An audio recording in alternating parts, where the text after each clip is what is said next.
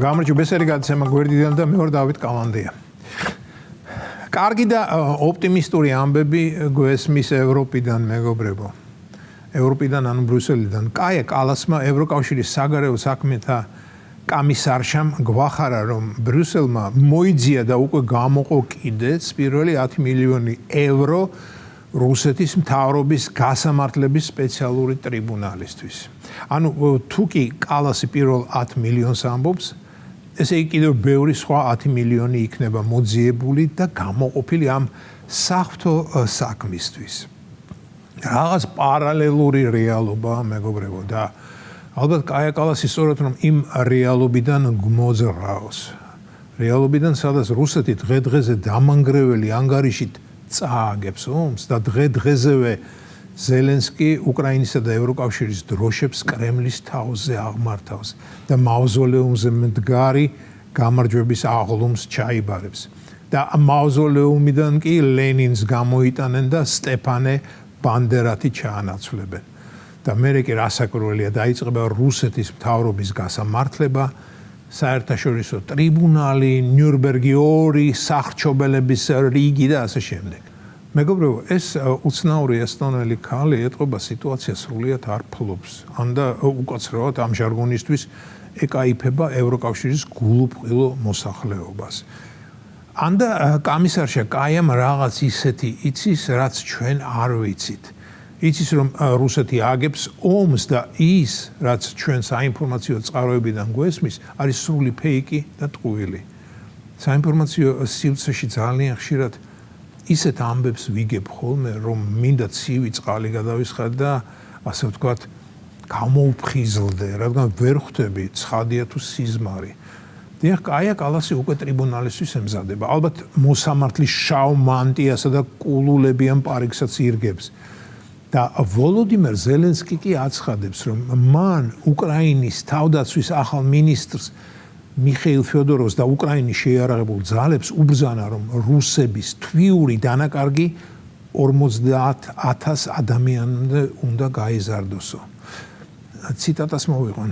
როდესაც ვსაუბრობთ თვეში 50,000 რუსი სამხედროს დანაკარგზე, ეს ოპტიმალური დონეა, ეს ამოცანა რა თქმა უნდა რთულია, მაგრამ მიუხედავად ამისა, ეს იმისთვისაა საჭირო, რომ რუსეთმა დაიწყოს იმის გათვალისწინება, თუ რას აკეთებს და რატომ იბრძვის. ანუ თავდაცვის მინისტრს გეგმა დაუსახა, მოკალით თვეში 50,000 რუსი და არც ერთით ნაკლები. საინტერესოა, თუ კი მინისტრი ამ გეგმას არ შეასრულებს, რა მოხდება? საყუდროს გამოუცხადებენ და გეგმას თუ გადააჭარბებს, მაშინ ალბათ მიხეილ ფიოდოროვს ქების სიგელსაც გადასცემენ. ისე თუ შეამჩნიეთ, რომ უკრაინის თავდაცვის მინისტრი არის ეთნიკური რუსი, გვარად ფიოდოროვი. წარმოუდგენელია, რომ სიტყვაზე მეორე მსოფლიო ომის დროს საბჭოთა კავშირის თავდაცვის მინისტრი ყოფილიყო გვარად მაგალითად შუბერტი. ხო, ეს დეტალებია, როდესაც ყველაფერი დასრულდება, ალბათ საინტერესო იქნება დაფიქრება და გააზრება. მოკლედ, ზელენსკიმ გასცა ბრძანება თვეში 50,000-მდე რუსი გაანადგურეთო. მანამდე უკრაინელების ინფორმაციით ისინი თვეში 30,000 რუსს ანადგურებდნენ, ანუ დღეში 1000 კაცს. მეგობრებო, ახლა მომიტევეთ, ისევ ლაპარაკობ განადგურებაზე, თითქოს ეს ლიტერატურა ან კინო იყოს და არა საშინელი რეალობა, მაგრამ მოდი ამჯერზე ემოციები გადავდოთ და გვერდიდან შევხედოთ ამ ამბავს.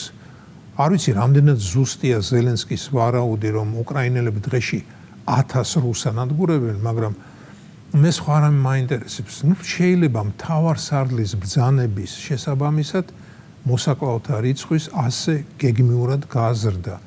და თუ შეიძლება მაშინ ადრე რატომ არ ზრდიდნენ ამ რიცხვს, ჰუმანიზმს იჩენდნენ მტრის მიმართ, რას ელოდებოდნენ? იმის არ იყოს დასავლეთი რომ ახალ და ახალ სანქციებს უგონებს რუსეთს. 4 წელი გავიდა და ესენი კი სანქციებს ამატებენ და ამატებენ. თითქოს და არ შეიძლება და თავიდანვე ყველა სანქციის დაწესება. თუ კი ფიქრობდნენ რომ სანქცია რუსეთს ჩამოანგრევს. და იცით რატომ არ აწესებდნენ ბევრ სანქციას? იმიტომ რომ დასავლელების ბიზნეს ინტერესი ნაკლებად შელახულიყო. ესე იგი როგორ არ იცნობენ დასავლელები იდუმალ სლავურ სულს თუ კი სანქციებით ცდილობენ რუსეთის დაანგრევას. მოკლედ, რას გვიმზადებს ახალი დღე ღმერთმა უწყის? რა ახალ გადაწყვეტილებას მიიღებენ დასავლელი ჭკუის კოლოფები, შეგვიძლია მხოლოდ ვივარაუდოთ. მე კი მორიგ-ჯერზე მიჩნდება ევროკავშირის შესახებ აღქმა, რომ ბრიუსელი სრულიად უსუსურია. დღეს სრულიად უსუსურია. არ ვიცი რა იქნება 2030 წლისთვის, რა დროისთვისაც ის გაფართოებას აპირებს, მაგრამ დღეს რამე რომ მოხდეს, ბრიუსელი საკუთარ თავს ვერ დაიცავს. იმაში კი რომ რუსეთი ბრიუსელზე თავდასხმას არ გეგმავს, სრულიად ვარ დარწმუნებული. დიახ, მე კი ვარ დარწმუნებული და ევროპის ქვეყნები კი არა. რუსეთი უკრაინაში კუსნაბიჯით იწევს წინ. დიახ, იწევს, მაგრამ კუსნაბიჯით და დავიჯერო რომ რუსეთს ჰოპ ძალა ეყოფა მთელი უკრაინა აიღოს და მერე ევროპაშიც გავიდეს. ეს იყო გადაცემა გვერდიდან და მე ვარ დავით გალანდია.